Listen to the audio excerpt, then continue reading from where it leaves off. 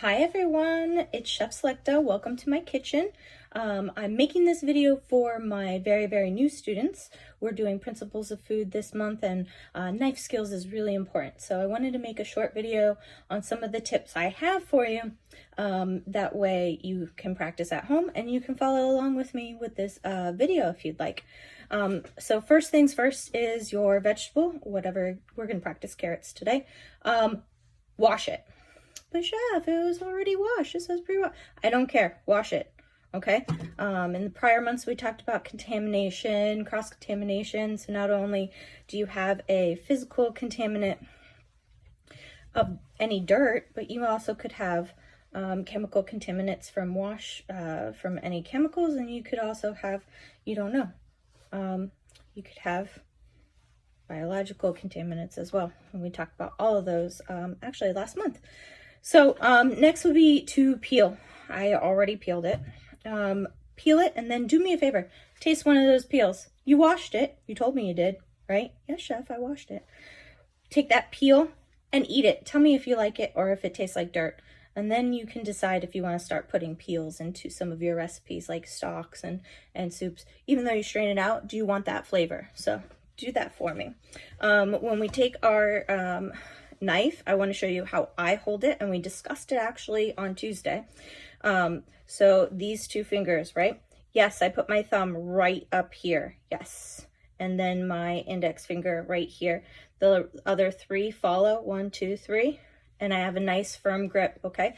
I, with my little hand, cannot handle this. This is too flimsy. This won't give me straight and accurate cuts.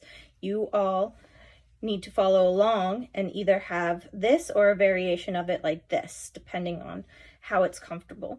But chef, I have we'll get a little blister there. Yes, you're gonna get a blister. That's where it's supposed to be.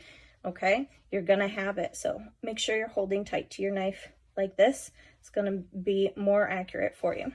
When we go to cut, we're gonna always keep the point of our knife on the board, and we're going to slice down. Okay, where's the sharpest part of your knife? Where is it? It's actually down here. A lot of people think it's up here. It's actually in this area. So you want your cutting to be down in this area. Okay, you're going to get a sharper and a more accurate cut. And keep it down, straight down, straight down. Okay, pretty simple, right?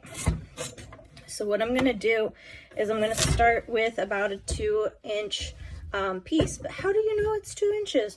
Well, we talked the other day about this Mercer in our kits, this little ruler. We have a ruler to help. So once you utilize your ruler, put it up against the ruler. I got a 2.25 inch piece here. Okay, use this as you're practicing, everybody. I want you to use it. All right, then we're going to do what's called squaring off. And we talked about keeping our knuckles in so we don't cut ourselves, right? Okay, so every cut to make a nice square piece, even it out. And then I'm going to take that last little 1/4 inch off. So now I have a nice piece to work with. These pieces, don't throw them away. I'm going to show you something to do for extra practice at the very end. Okay, keep those pieces. All right, so for your matchstick cuts, which we're practicing this week, just a straight cut down. All right, remember we talked about using this part of the knife. Okay, when you're comfortable doing 1 or 2 at a time, start doing 3, 4. Only stack as much as you're comfortable with to start. Okay, you have your flat pieces. You're going to do it one more time. Okay, so now we have our bâtonnet cuts. Okay, we talked about these being 1/4 inch by 2 inches long. So that top one right there, it should fit right in there. And if you're right in there, then you're on the right track. If you're not, you know which way you need to go, smaller, bigger. Okay, I'll do one for Julianne real quick. It's a little bit smaller. Okay, if you remember, it's 1/8 inch. Okay, and again, 1/8 inch. Okay, going real slow to start. I want you all to be accurate. We're working on accuracy today, not speed. All right, and then put your julienne right up against and make sure that it's fitting and it's right about the right size. All right, now last tip real quick.